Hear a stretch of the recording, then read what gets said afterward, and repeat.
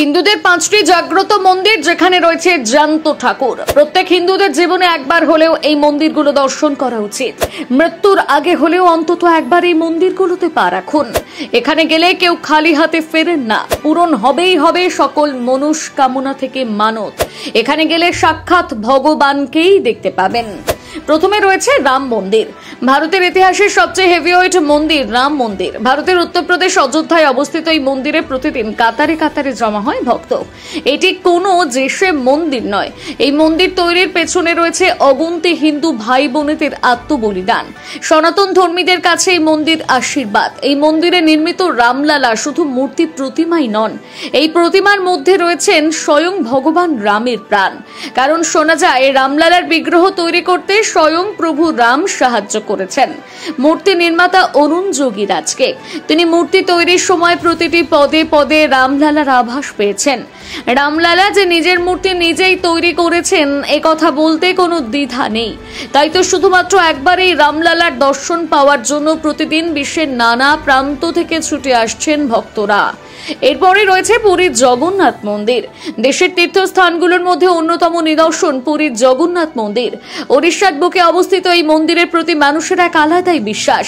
অনেকেই মনে করেন এই মন্দিরে জগন্নাথ অবতারে শ্রীকৃষ্ণ বাস করেন। এই মন্দির আজকের নয়, দীর্ঘ 800 বছরের পুরনো।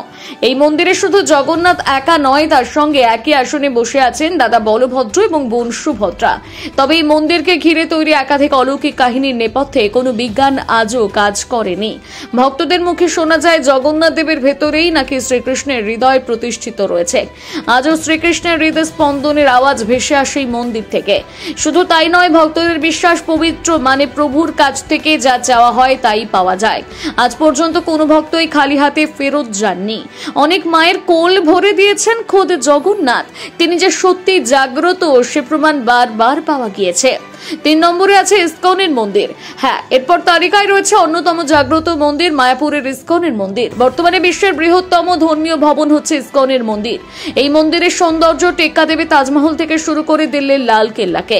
এই মন্দিরে অধিষ্ঠিত রাধাকৃষ্ণের বিগ্রহ দেখলে আপনার প্রাণ জুড়িয়ে আসবে। শোনা যায় এই মন্দিরে স্বয়ং রাধাকৃষ্ণ নাকি ঘুরে বেড়ান। এমনকি এই মন্দিরের ভেতরে শ্রীকৃষ্ণের বাঁশির আওয়াজ পর্যন্ত শোনা যায়। শ্রীকৃষ্ণের টানে কৃষ্ণ ভক্তরা বারবার এই মন্দিরে ছুটে আসেন। 4 নম্বরে রয়েছে তিরুপতি মন্দির। এরপর যদি আর কোনো মন্দিরের কথা আসে তাহলে সেটি হলো ভারতের অন্ধ্রপ্রদেশের তিরুপতি বালাজির মন্দির। এই মন্দির শুধু ভারতেই নয়, গোটা বিশ্বে জনপ্রিয়। এই মন্দিরের আরাধ্য দেবতা অত্যন্ত জাগ্রত এবং শক্তিশালী। কথিত আছে এই মন্দিরে চুল দান করলে নাকি মা লক্ষ্মী তুষ্ট হন। শুধু পুরুষরাই নন, নারীরাও ভগবানের নামে চুল নিবেদন করে থাকেন। প্রতিদিন প্রায় 20,000-এর বেশি ভক্তরা এই মন্দিরে চুল দান করেন। সকল ভক্তদের মুখে শোনা যায় আজ পর্যন্ত প্রভু কাউকে নিরাশ করেননি। যারা মানত করে গেছেন সকলের মনস্কামনা পূর্ণ হয়েছে। 5 নম্বরে রয়েছে কাশী বিশ্বনাথ মন্দির। ভারতের বিখ্যাত হিন্দু মন্দির কাশী বিশ্বনাথ মন্দির। উত্তরপ্রদেশের বারাণসীতে অবস্থিত এই মন্দিরে বাস করেন স্বয়ং দেবাদিদেব মহাদেব। পৌরাণিক কাহিনী অনুসারে এই মন্দির নাকি স্বয়ং শিব নিজের হাতে প্রতিষ্ঠা করেছিলেন। এই মন্দির ভোলা মহেশ্বর নিজের হাতে আগলে আগলে রাখেন। মন্দিরের গায়ে বিন্দুমাত্র আঁচড় কাটতে দেন না তিনি। তবে এই মন্দিরের আরো একটা বিশেষত্ব হচ্ছে মন্দিরের চূড়ায় সোনার প্রলেপ দিয়ে তৈরি। গঙ্গা নদীর পশ্চিম তীরে অবস্থিত এই মন্দির হিন্দুদের কাছে সবচেয়ে পবিত্র মন্দির।